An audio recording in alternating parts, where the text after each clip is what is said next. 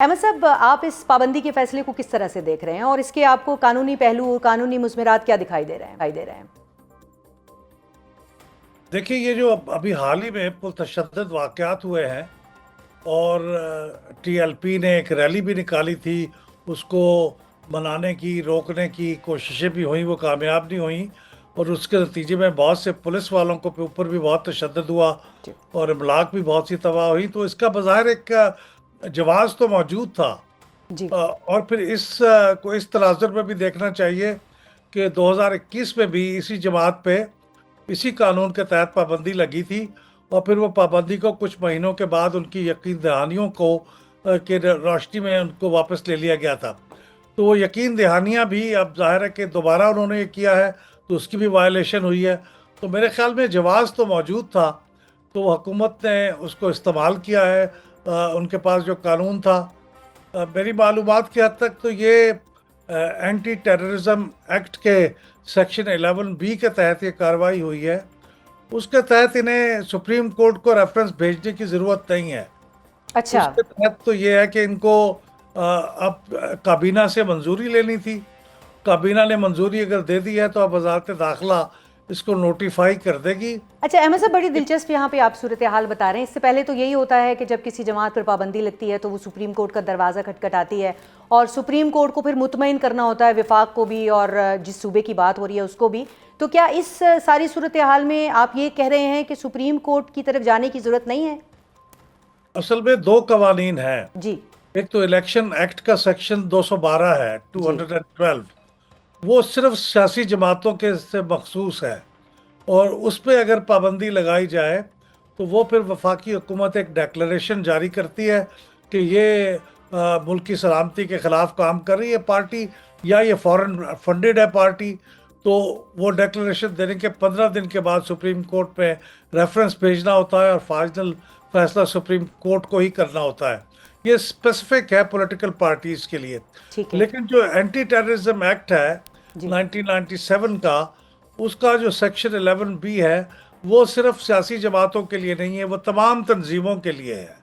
तो उसके अंदर सियासी जमातें भी आ जाती हैं। ठीक है। उसके अंदर प्रोसीजर ये है कि वो वफाकी हुकूमत और उसकी वजारत दाखिला अपनी एजेंसियों के थ्रू अगर मालूमात की बुनियाद पर मुतमईन हो कि कोई पार्टी मुल्क की सलामती के ख़िलाफ़ काम कर रही है, कोई तंजीम, तो फिर वो वफाकी काबीना के मंजूरी के बाद उस पर पाबंदी लगा सकते हैं।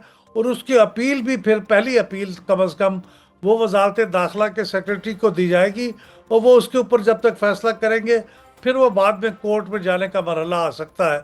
लेकिन ये मामला चूँकि ज़रा निस्बतन आसान है और सादा है, तो हुकूमत ने यही एंटी टेररिज्म एक्ट का ही सहारा लेके पाबंदी लगाई है। यानी अहमद साहब, जो इस वक्त टीएलपी का सिचुएशन है वो ये है कि ये इसको एंटी स्टेट ऑर्गेनाइजेशन के तौर पर देखा जा रहा है, किसी सियासी जमात के तौर पर नहीं देखा जा रहा। लेकिन टीएलपी का तो इतना बड़ा वोट बैंक है, वो एक सियासी जमात है, इस बात से इनकार भी नहीं किया जा सकता।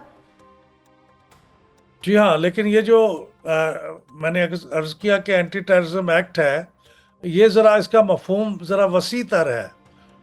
जो इलेक्शंस एक्ट है वो तो सिर्फ सियासी जमातों के लिए है, लेकिन ये जो एंटी टेररिज्म एक्ट है ये तंजीमों के लिए है जिसके अंदर सियासी जमातें भी शामिल हैं।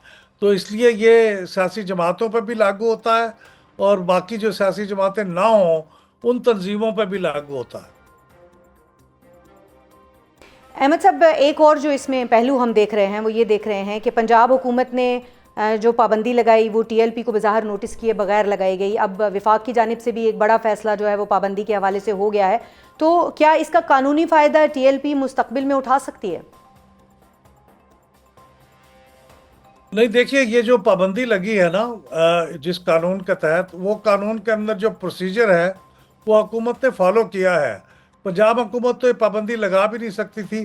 पंजाब हुकूमत ने तो ये सिफारिश की वफाकी हुकूमत को कि इसके ऊपर पाबंदी लगा दी जाए और अब वफाकी हुकूमत ने वो जो स्टेप्स हैं उस कानून के मुताबिक वो पूरे करके वजारत दाखिला ने रिव्यू किया, फिर उसके बाद काबीना में आ गया, काबीना ने फैसला किया है।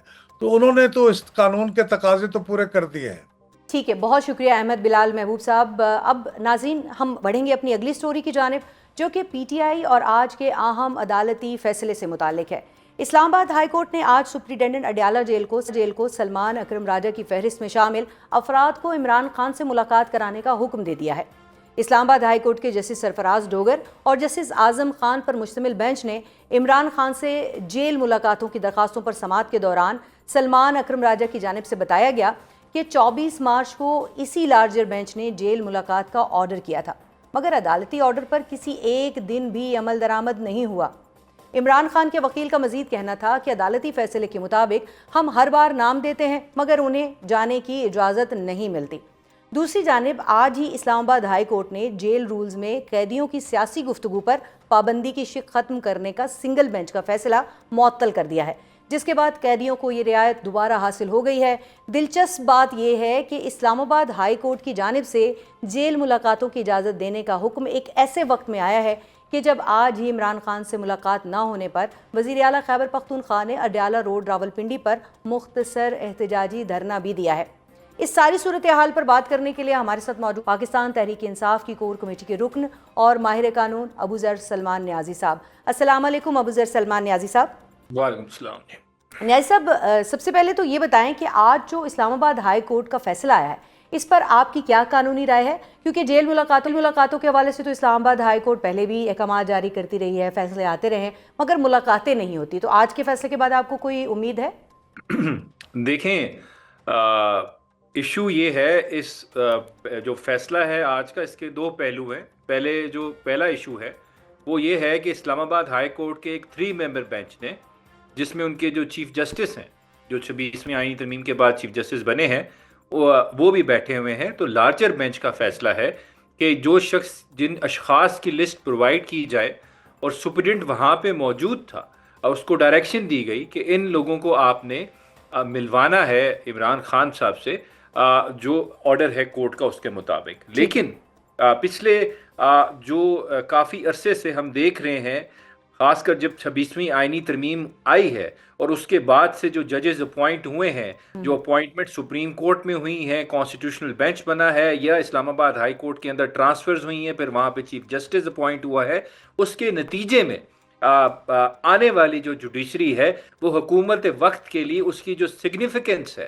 वो ख़त्म हो चुकी है या वो इररेलेवेंट हो गई है इस पब्लिक के लिए। वो क्यों?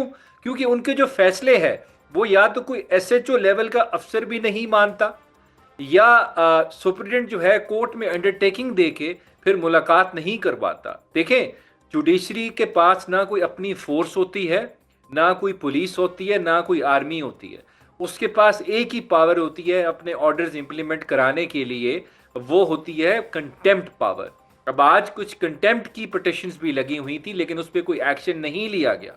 ठीक है, एक्शन नहीं लिया जाता, वहां पर जो है वो जो अदालतें फैसले करती हैं उनकी कोई अहमियत नहीं होती। न्याय साहब, आज सलमान अकरम राजा ने अदालत के सामने ये इस्तदाबी की कि जेल मुलाकातें ना कराने पर सुप्रिंटेंडेंट अडयाला जेल के खिलाफ दायर तौहीन अदालत की दरखास्तों पर समाअत की जाए। तो क्या आपकी कानूनी राय में पहले ये तौहीन अदालत वाला मामला तय नहीं हो जाना चाहिए था? देखें, जब भी किसी कोर्ट का ऑर्डर फ्लाउट होता है, उसको वायलेट किया जाता है, तो तौहीन अदालत हो जाती है।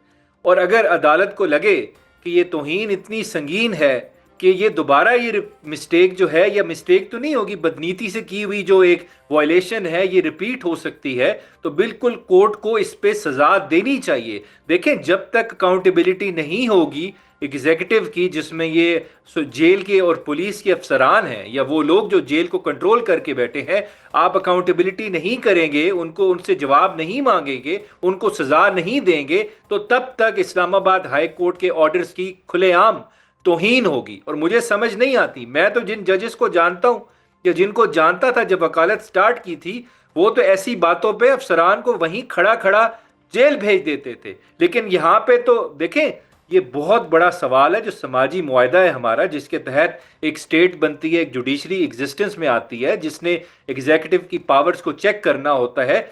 उस समाजी मुआहदा टूटता हुआ मुझे नजर आ रहा है कि जुडिशरी इररेलेवेंट हो रही है पब्लिक के लिए। लोगों को इंप्रेशन ये जा रहा है कि इसके ऑर्डर एक SHO भी फ्लाउट कर सकता है, और ये छोटे मोटे जज नहीं है सिविल कोर्ट हाई कोर्ट के, सिविल कोर्ट या सेशन कोर्ट के, ये हाई कोर्ट के जजेस हैं, सिटिंग जजेस हैं, जिसको हम सुपीरियर जुडिशरी कहते हैं, और उसमें भी चीफ जस्टिस और लार्जर बेंच है, उसको इस तरह फ्लाउट कर रहे हैं। मजाक बना लिया आपने अदालतों का,